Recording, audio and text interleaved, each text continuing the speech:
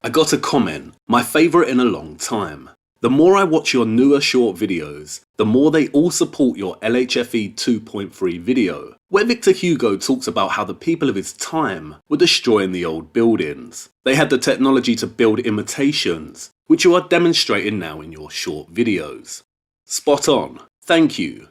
LHFE 2.3, where I discuss Victor Hugo, was my way in to presenting my revised thesis.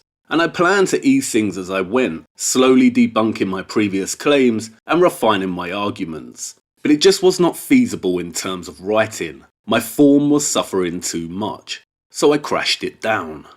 I think it's a good time to present my revised hypothesis in a series of short videos, starting with the overall plot.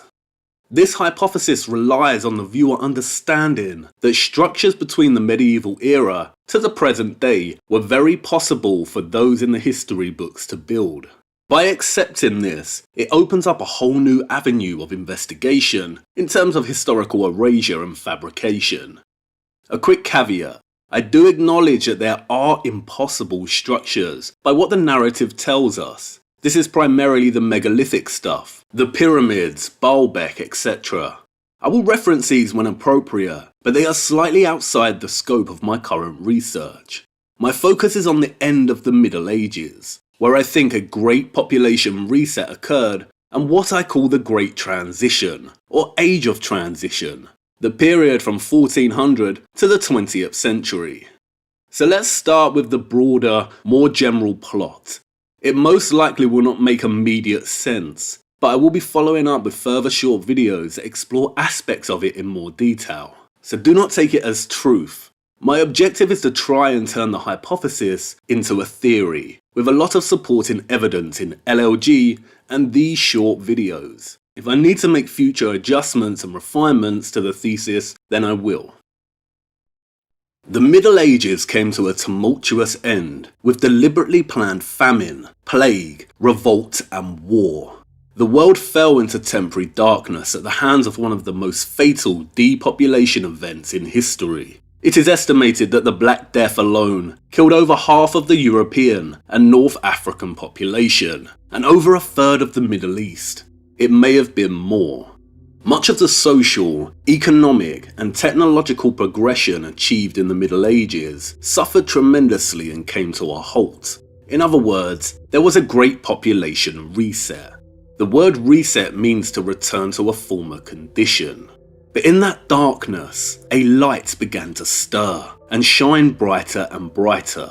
The light of Renaissance. Renaissance means rise again, or born again. Humanity began to recover, but something had forever changed. They did not repair and restore what was lost, but began to slowly build back better, in a very different direction. A direction that would dictate the course of history until the present day. A brave new age began, and the old medieval world began to fall slowly into obscurity. Why?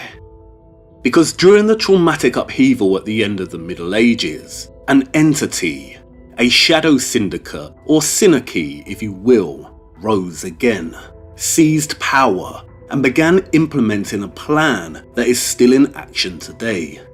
This entity has one goal: world domination. It is a malignant force, serving only itself and its agenda.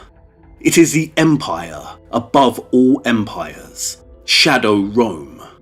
It moves very slow and cunning like a snake, often hidden, shedding its skin wherever it goes.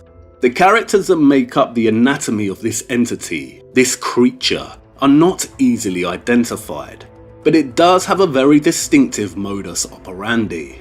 It operates by infiltrating nation states. It uses large-scale staged events to further its agenda. It has orchestrated these events since the end of the Middle Ages, and continues to do so today. Every time it does, the plan slowly advances. One of its key trademarks is its religion, its worship of the light in all forms, especially the celestial light. Sometimes it will stage events that unfold like a human dramatization and personification of the movements of the celestial light above us. The eclipse is its crowning chess move. It will plunge the world into darkness. One ring to rule them all, one ring to find them, one ring to bring them all, and in the darkness bind them. Only to then bring back the light, the saviors and their solutions that society embraces with open arms. Each time this happens, this entity slowly advances its agenda. When this entity initially rose to power, it had successfully plunged medieval society into the dark, famine and plague, and then restored the light with the Renaissance. It was one of the biggest dark to light eclipse moves in history, a great population reset. Humanity has been under the might and rule of this entity and its colonial prowess since then.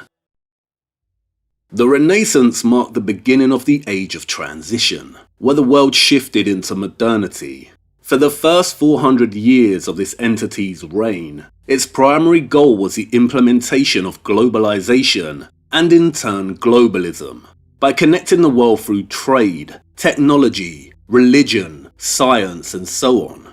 It achieved this through infiltration, colonialism, slavery, industrialization, and war.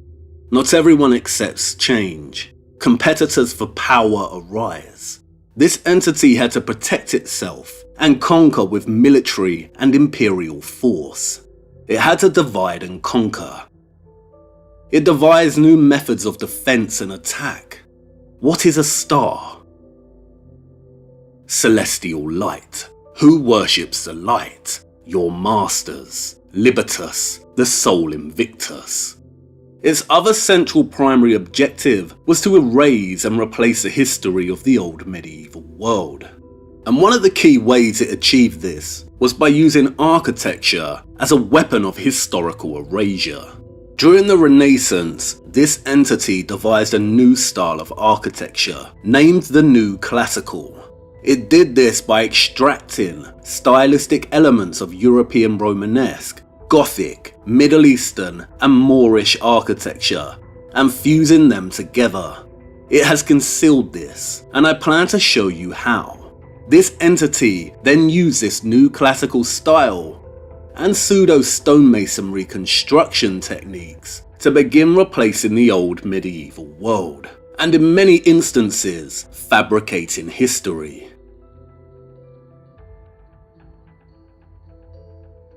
And it did so at a rapid pace. It began in Florence, and then spread across Europe, and then the rest of the world.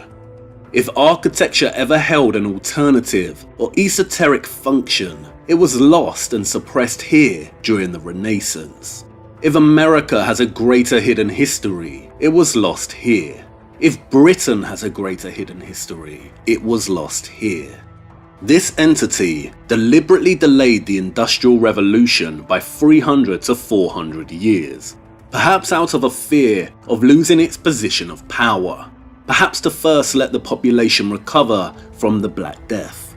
The technology of the Industrial Revolution and its powerful potential did exist prior to the 1700s, but in a different form.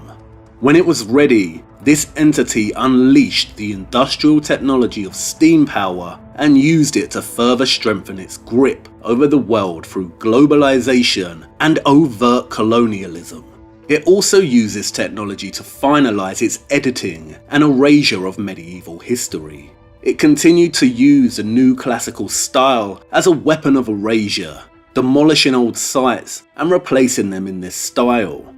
But it also seized upon the Gothic style to finalize its agenda. This was primarily undertaken through two operations, the Victorian Restoration and the Gothic Revival. The first consisted of restoring and thus editing, destroying and replacing most of the remaining medieval structures in Europe. The second operation, the Gothic Revival, worked by spreading the Gothic style in the form of new structures all over the world. Why? to instill and solidify in the minds of contemporary and future generations a preconception of what the medieval world looked like. It also used a new classical and Gothic revival as a means of cultural colonialism, subjugating entire nations to its own cultural expression, changing their religion, histories, education, mythology, and so on. This does not belong in India. The classical here does not belong in Singapore. It does not reflect their national expression. Here they are building a huge classical edifice in South Africa. Does this carry an African cultural inflection? Does it even belong in Britain? What about America? Eradicating heritage characterizes this entire period. The new classical is the architectural expression of this globalist entity and its colonial monomania. Does this mean every classical or Gothic structure built during the Age of Transition served the agenda to erase what came before? No, but a big portion of them did. The builders, the brickmakers, the stonemasons, the decorators, the carpenters, the labourers themselves were some of the most talented, hard-working, and incredible artists of all time. They were our ancestors, and their legacy is immortalised in these structures.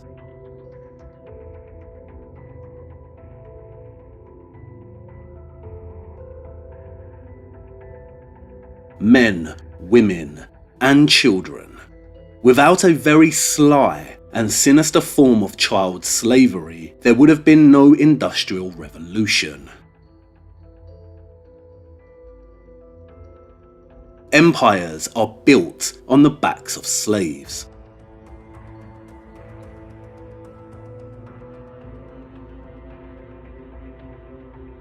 The workers, both free and enslaved, were the muscle and talent.